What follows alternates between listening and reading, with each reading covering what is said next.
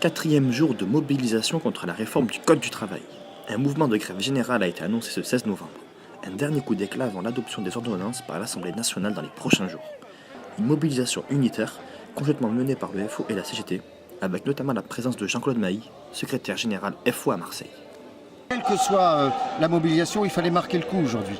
Pour dire au gouvernement, tout n'est pas possible. Attention, ok, on est prêt à discuter, mais à un moment donné, il ne faut pas mordre le trait.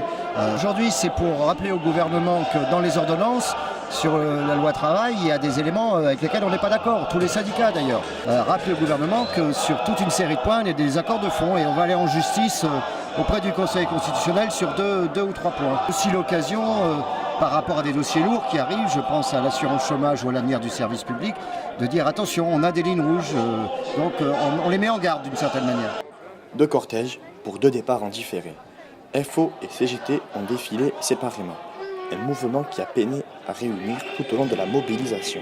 Seulement quelques milliers de manifestants lors de cette quatrième journée de grève. Un dernier tour de piste au vu de la future adoption des ordonnances par l'Assemblée nationale. L'occasion pour les syndicats de préparer l'après-loi travail. Non, c'est jamais le combat de la dernière chance, parce que après il va y avoir tout le travail de mise en œuvre des ordonnances. Ça, c'est pas parce que le texte est voté que ça se met en place tout de suite. Un jour après l'autre, on verra demain. Et les grands mouvements en général, ils ne sont pas prévisibles avant. Rien n'est jamais fini.